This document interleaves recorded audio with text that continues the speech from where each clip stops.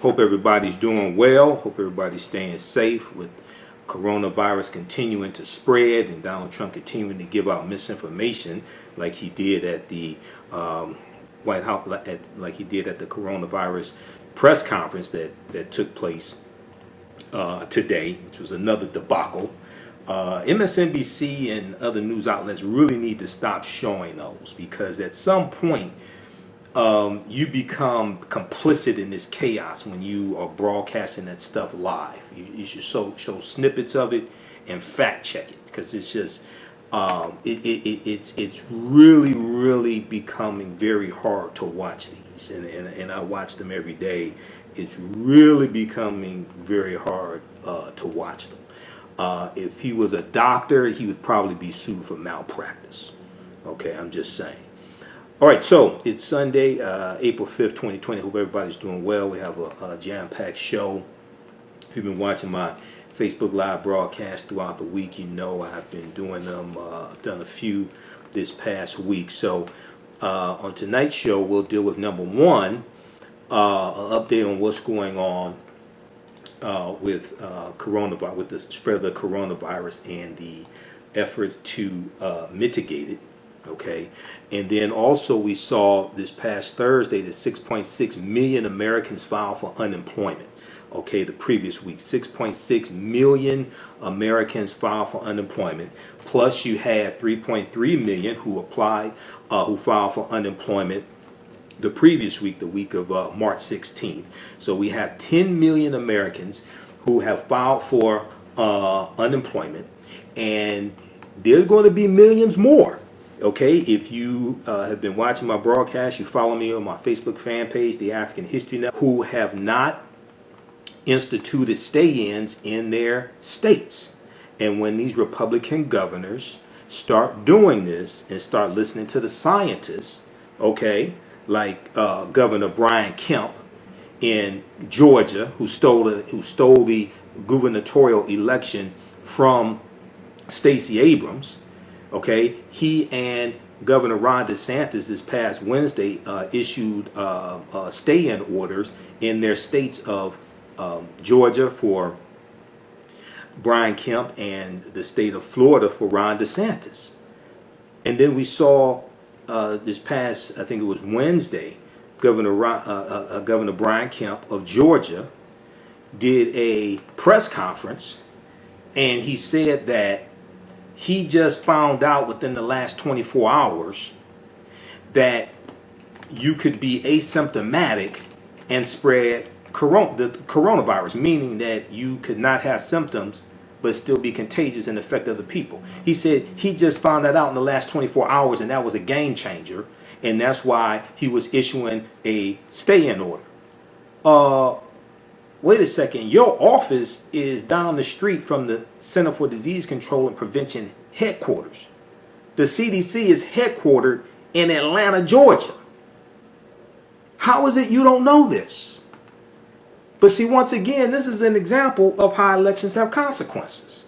Once again, this is an example of what happens when you have incompetent people in government and they are in charge of protecting the lives of millions of people. So we're going to give you an update on what's going on with this. We saw 6.6 million Americans file for unemployment insurance, okay? And there are going to be millions more as these Republican governors start listening to science, okay? And start reading the book and listen to the Center for Disease Control and Prevention, all right? They're going to realize that, we're going to have to shut this down. Now, there's going to be another coronavirus stimulus bill as well. Okay, we saw the last one was $2.2 trillion. The next one will probably be between $2 trillion and $4 trillion. Why is that? Because you're going to have millions more. It's expected. CNBC.com had the article. They reported about a week ago. It's expected that you're going to have up to 47 million people filing for unemployment. It's expected that you're going to have up to 47 million people filing for unemployment. Okay? Now, what's going to take place over the next few weeks is these Republican governors who ignore science, like Donald Trump ignored science until he was forced to listen to the scientists, except when he's trying to upstage Dr. Anthony Fauci like he does at the coronavirus press conferences because he's afraid for Dr. Anthony Fauci to tell the truth. Okay? What's going to happen is as their constituents start filing for unemployment and they start overrunning these rural hospitals, then you're going to see their constituents putting pressure on them for relief, for stimulus checks, for small business loans, as they start having to shut down these businesses in these red states. Okay?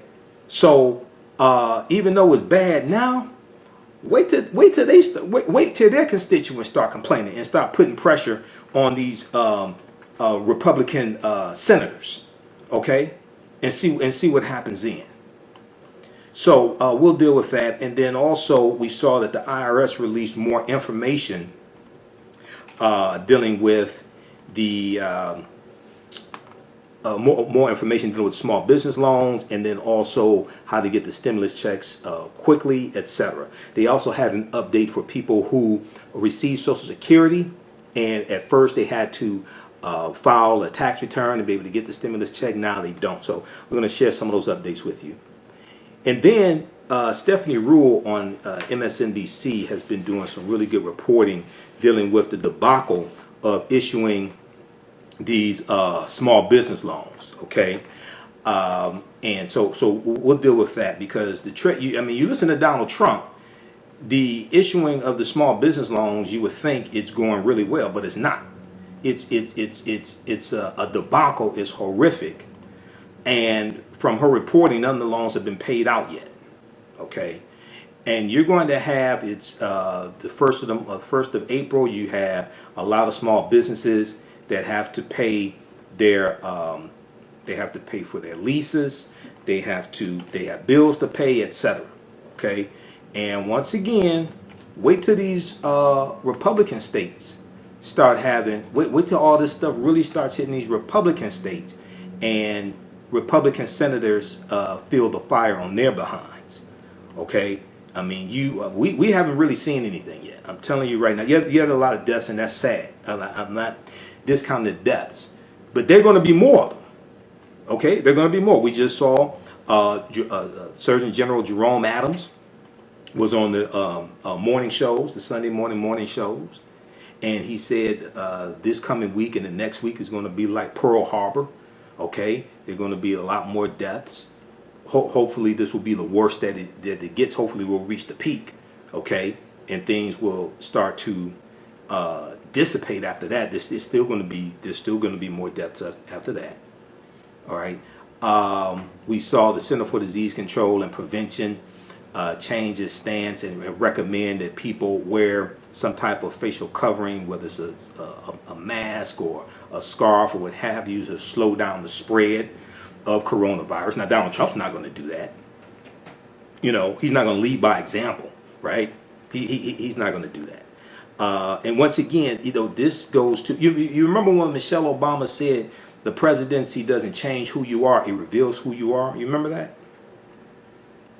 So a lot of the things that I warned people about in 2016 about Donald Trump and how he was totally unfit to be president, things like this, a lot of this, all that stuff is coming true. And once again, this is an example of how elections have consequences. This is an example of how elections have consequences. A presidential election is not about one person versus another person. It's about ideology, and it's about people's competence. It's about people who are mentally stable enough to be in charge of 330 million people and being able to protect them, being in charge of an economy, etc. Okay, we saw that the job numbers came out this past Friday, and we saw that the U.S. economy shed 701,000 jobs in the month of March, ending 113 consecutive months of private sector job growth. Ending 113 consecutive months of private sector job growth. okay, that started in 2010.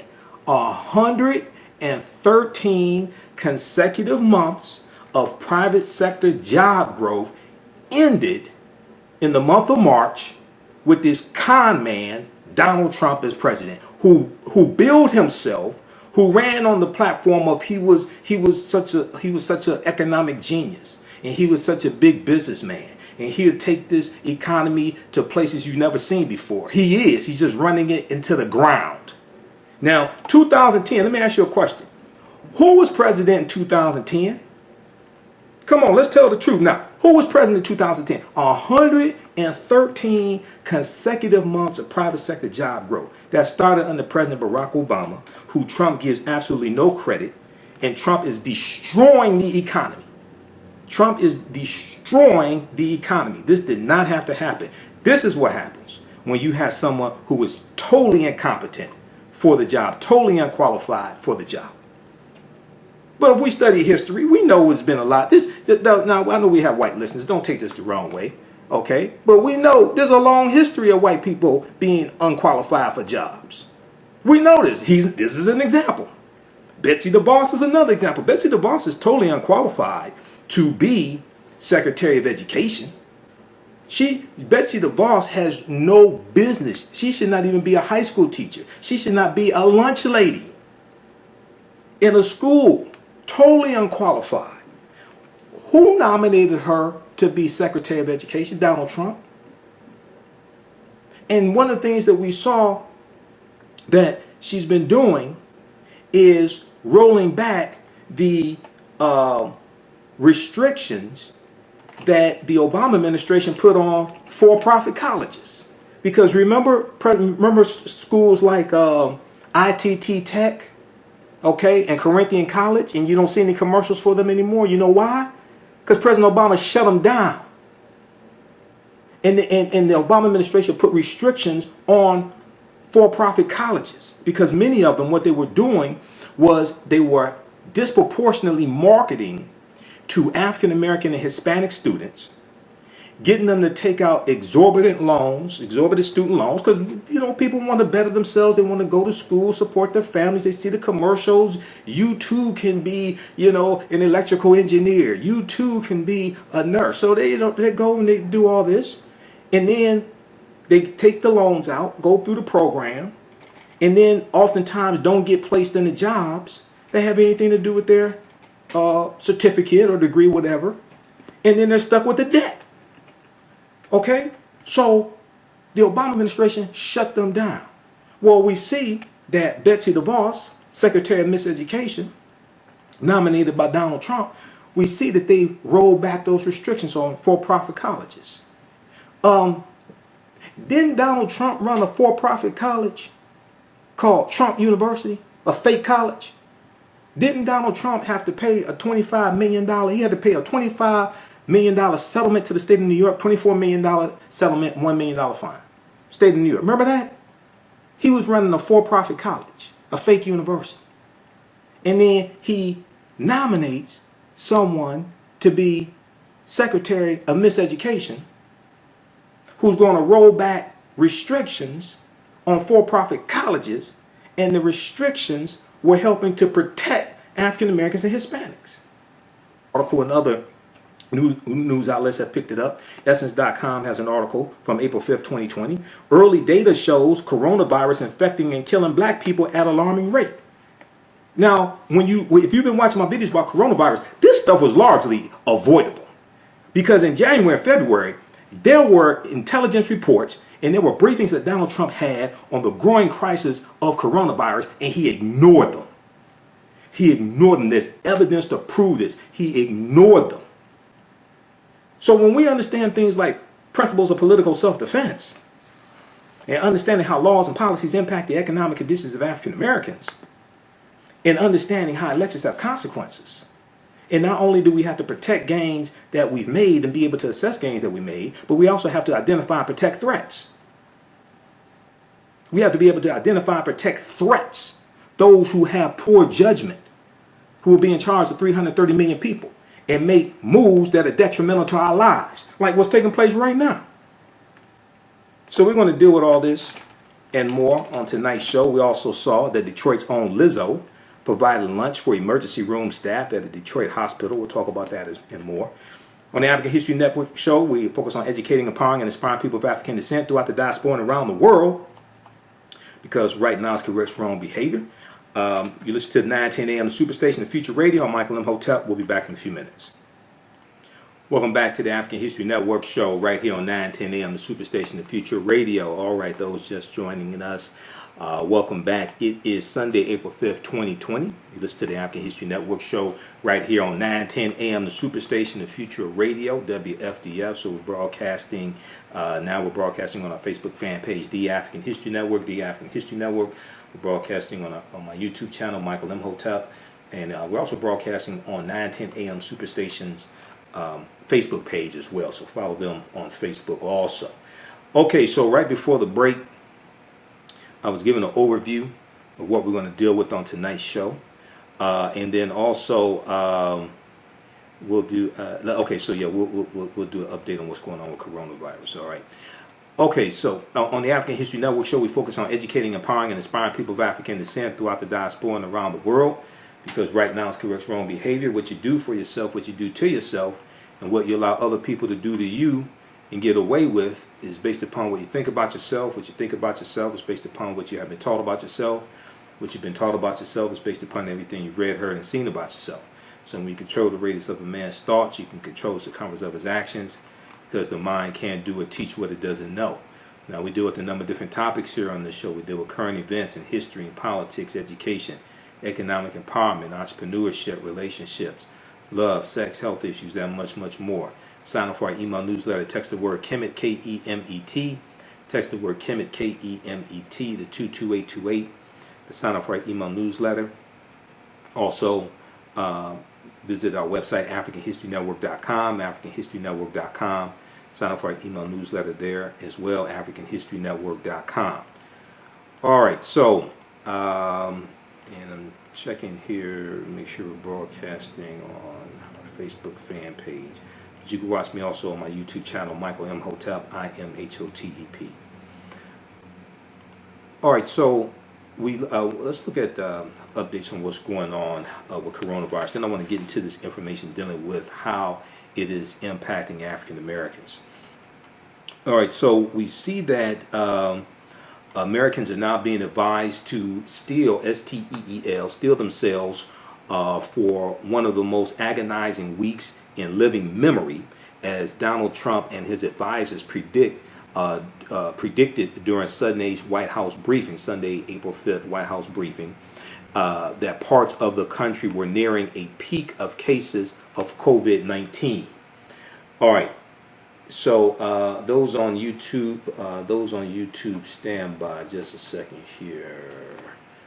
There's an issue with let's see. Those on YouTube, just stand by for a second. All right. Now, earlier in the day, the U.S. Surgeon General Jerome M. Adams warned that the coming week could be a national catastrophe comparable to Pearl Harbor or the September 11th, 2001 attacks, as COVID-19 deaths countrywide pushed past 9,500. Okay, and we've seen the deaths really this past week. We saw the deaths really increase. I think it was just last weekend that we approached 2,000 deaths. I think it was last weekend we approached 2,000 deaths. Now we're at 9,500. Experts say the true count is certainly higher. Now, if we look at the if we look at Johns Hopkins University and the count from Johns Hopkins University for coronavirus, one, we see that you have worldwide over 1,270,000 actually confirmed cases worldwide. Over 1,270,000 confirmed cases worldwide. We see that the country with the most number of cases is the U.S. Okay, so in the U.S. we're at over over 330,000 cases in the U.S. Spain is at 131,000, a little over 131,000. Italy is at over 128,000.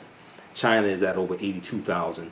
Now, there has been criticism and skepticism about the numbers being reported by China. So we need to await more information on that. What we're also seeing is that worldwide, you have a little over 260,000 people who have been confirmed to have recovered from coronavirus as well. Okay, so worldwide we see that a little over 260,000 people have recovered. So that's a little more than 20. It's probably right about 22%. Now, if we look at the U.S., we see a little over 337,000 confirmed cases in the U.S. But confirmed cases of people who have recovered is 17,000.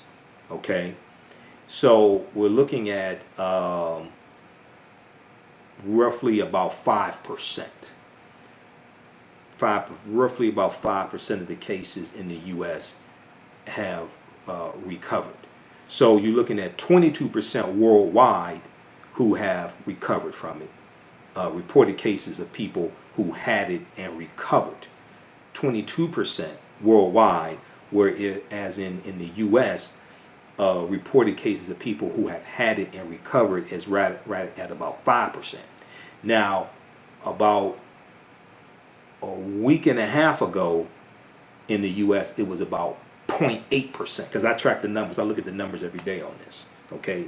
See, once again, I had to explain to people, I've been studying coronavirus since late January 2020. I ain't just start studying this. Okay, I was studying this in February. So while people were talking about Gail and Oprah and Kobe and Jada Pinkett Smith and Snoop, and Jada said what Gail said about what Snoop said about Kobe and all that, while they were doing all that stuff, I was studying coronavirus. So I know where to go to get the information, because I've been studying this for our third month. All right. So we'll continue to watch these numbers here. Okay. Now, let's go back to the updates from the Washington Post. So earlier in the day, U.S. Surgeon General Jerome M. Adams warned that the coming week could be a national catastrophe comparable to Pearl Harbor or the September 11th, 2001 attacks, as COVID-19 deaths countrywide pushed past 9,500. Experts say the true count is certainly higher. So in the U.S., we're looking at a little over 9,600 right now. I've seen it skyrocket. Also, we see the number of reported cases really increase, because one of the things, keep in mind, these are lagging indicators that we're looking at. A lot of the tests that were given, it took 5 days for the results to come back for a lot of these tests. So as the tests went out, and right now there's been about 1.7 million people in the U.S. that have tested. That was reported on April 5th. Okay, so if you have this lag of 5 days in getting the results, as those tests went out, and the task force was telling us that 4 million tests were going out to people, as people are tested, and as you have that lag time of waiting for 5 days for the results to come back, okay, and people are notified, things like this, and then once the results come back, I don't know how long it takes for the actual results to be recorded and then reported. I don't know what the lag time is there either. Okay, so that's something that I'm trying to find out. What's the lag time between the results actually coming back, the results being recorded, and then the results being reported? What's the lag time there? So when we have to keep in mind, when we're looking at this information, these are lagging indicators. This stuff is at least a week behind. These are lagging indicators that we're looking at. All right. So let's go back to the updates from the Washington Post. Also, the call-in numbers, area code 313-778-7600. 313-778-7600 is the call-in number. If you have a question or comment, give us a call. I have a ton of information here. Follow me on my Facebook fan page, The African History Network, The African History Network.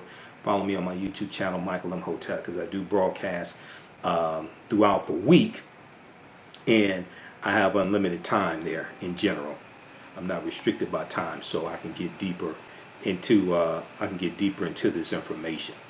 All right, so and then we have people watching us on our YouTube channel also. Let's see who we have here on YouTube. We've got VC, Ruddy, Fly Girl, Sandra, Gregory Jones, Al Rashid, Alma, Lonnie Adams, Sean, just a few of the people watching us on my YouTube channel, Michael Imhotep, and on 910 AM Superstations Facebook fan page, we got Bruce, Kenneth, Big Will, just a few of the people watching us there also. Okay. All right, so let's continue here. And once again, the call-in number is 313-778-7600. 313-778-7600 is the call-in number if you have a question or comment. All right, let's continue here. Just trying to update something here. All right. Okay, so we saw that also one of Donald Trump's best friends, British Prime Minister Boris Johnson, was admitted to a hospital because of persistent symptoms of the coronavirus. A spokesman confirmed Sunday. British Prime Minister Boris Johnson tested positive for the virus 10 days ago and has been self-isolating at his official residence. Hopefully he wasn't infecting people, because he wasn't wearing a mask. Hopefully he wasn't infecting people along the way. You know, just like hopefully Senator Rand Paul, Republican from Kentucky, who took a coronavirus test and then went to the U.S. Senate, and you got all these 60-year-old, 70-year-old, 80-year-old senators. He went in. He went to the Senate workout room after he took a coronavirus test. Now, if we look at some of the most significant updates, we see that Donald Trump continue to push hydroxychloroquine as a way to treat and prevent the coronavirus during Sunday's debacle of a press conference. And he started originally. See, it's important to note. Originally, there was not a press conference scheduled for Sunday. Okay, originally for April 5th, there was originally not one scheduled. On MSNBC, one of the things that they pointed out was that the time that Trump started his press conference, which was right around 7 p.m., I think it was, Eastern Standard Time, Joe Biden was scheduled to do a live broadcast also. Okay, one. Two, people are suspecting that Trump is doing them on Sunday around 7 p.m. to preempt 60 Minutes as well. So the FDA has given only limited emergency use authorization for the drug hydroxychloroquine. Now, we also saw that Washington Governor Jay Inslee, who's a Democrat, said it is, quote, ludicrous that we do not have a national effort, end quote, for procuring badly needed medical supplies, as Arkansas Governor Asa Hutchinson, Republican lamented, quote, a global jungle that we're competing in, end quote. So the states are still trying to get ventilators.